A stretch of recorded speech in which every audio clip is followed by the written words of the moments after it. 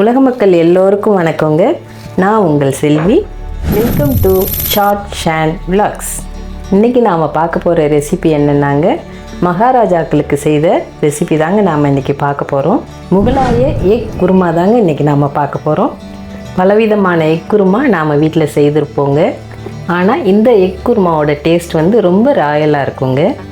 வாங்க அதுக்கு தேவையான பொருட்கள் என்னென்ன அப்படிங்கிறதையும் அது எப்படி செய்யலாம் அப்படிங்கிற செய்முறை விளக்கமும் பார்க்கலாங்க.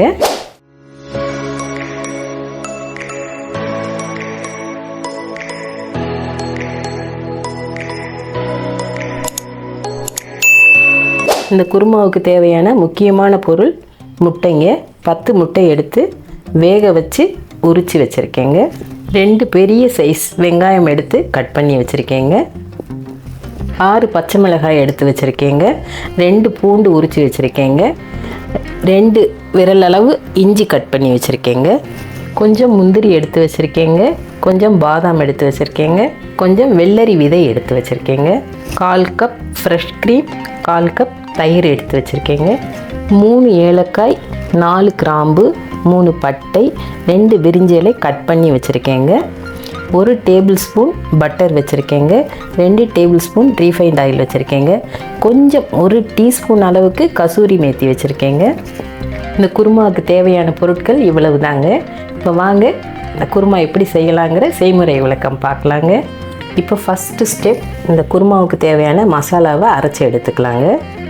பச்சை மிளகாய் போட்டுறேங்க, பூண்டு போட்டுறேங்க, இஞ்சியை போட்டுக்கலாங்க. அடுத்தது வெங்காயத்தை போட்டுக்கலாங்க. அடுத்தது இந்த நட்ஸ் ஐட்டம் சேர்த்துக்கலாங்க.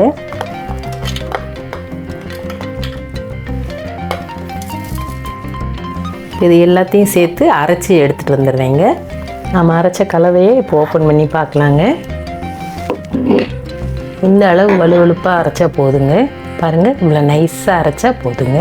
இப்போது எக் குருமாவை தாளிச்சிக்கலாங்க. இப்போ நம்ம 1 டேபிள் ஸ்பூன் பட்டர் ஆட் பண்ணிக்கலாங்க. அடுத்து 2 tablespoon refined oil add பண்ணிக்கலாங்க. பட்டரும் ரீஃபைண்ட் ஆயிலும் நல்லா கொஞ்சம் சூடான பிறகு தாளிப்புக்கு தேவையான ஸ்பைசஸ்லாம் சேர்த்துக்கலாங்க.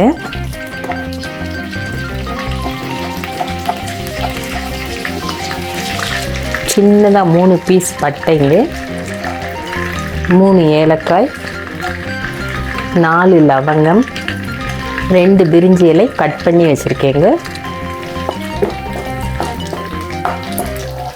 இந்த தாளிப்பெல்லாம் போட்டு நல்லா கொஞ்சம் சிவந்து வந்ததும் நாம் அரைச்ச கலவைகளை இதோட சேர்த்துக்கலாங்க.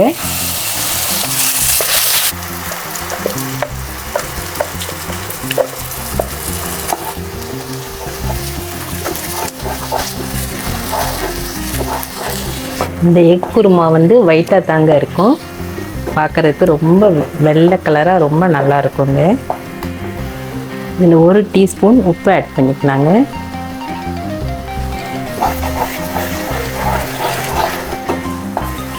வெங்காயம் எல்லாம் சேர்ந்து அரைச்ச இந்த கலவை நல்லா இந்த அளவு வதங்கி வந்துருச்சுங்க. இந்த அளவு வந்ததும்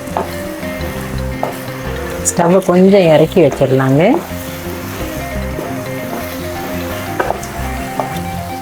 பாருங்கள், எப்படி பேனில் ஒட்டாமல் வருது பாருங்கள்.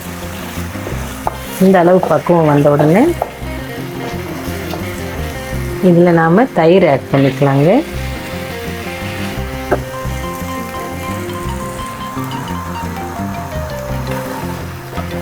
ஸ்டவ்வை நல்லா இறக்கி வச்சிடலாங்க.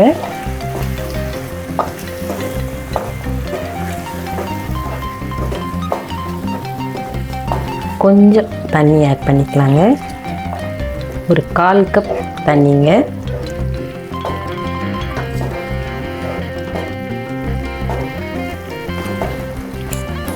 இப்போ நம்ம பாயில் பண்ணி வச்சுருக்க எக்கை இதில் சேர்த்துக்கலாங்க.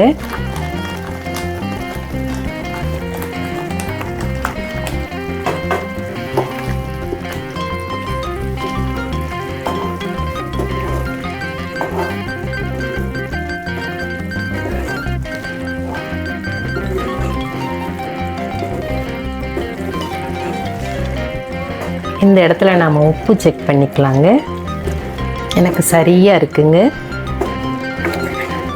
இப்போ ஃப்ரெஷ் க்ரீம் நம்ம எடுத்து வச்சோம் இல்லைங்களா, அதை ஆட் பண்ணிக்கலாங்க. ஃப்ரெஷ் க்ரீம் ஆட் பண்ணிவிட்டு நம்ம எடுத்து வச்சோம் இல்லைங்களா கசூரி மேத்தி, அதை நல்லா இப்படி க்ரஷ் பண்ணி போட்டுக்கலாங்க.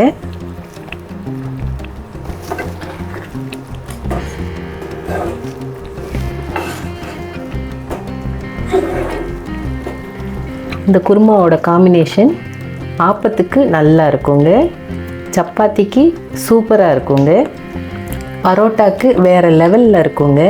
நீங்கள் கண்டிப்பாக இதை ட்ரை பண்ணுங்கள். அவ்வளவுதாங்க, முகலாய் எக் குருமா சூப்பராக ரெடி ஆயிடுச்சுங்க. இப்போ வாங்க இதை பரோட்டா கூட டேஸ்ட் பண்ணலாங்க.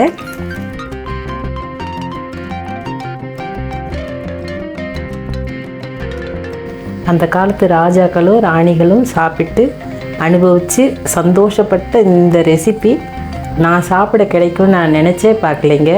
இதை சாப்பிட்டு எப்படி இருக்குன்னு நான் சொல்கிறேங்க.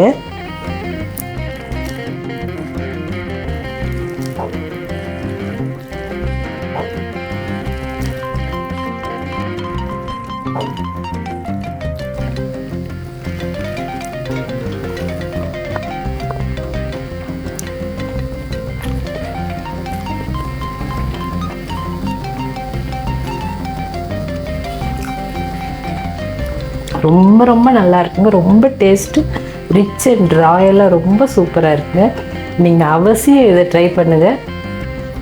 செய்து சாப்பிட்டு நீங்களே என்னை போல் என்ஜாய் பண்ணுங்கள். நான் செய்து காட்டிய முகலாய் எக் குருமா உங்கள் எல்லோருக்கும் ரொம்ப பிடிச்சிருக்கும்னு நினைக்கிறேங்க. நீங்களும் இதை கண்டிப்பாக ட்ரை பண்ணுங்கள். உங்கள் எல்லோருக்கும் பிடிச்சிருந்ததுன்னா கமெண்ட் பண்ணுங்கள், லைக் பண்ணுங்கள், ஷேர் பண்ணுங்கள், சப்ஸ்கிரைப் பண்ணுங்கள். Tata, bye, see you.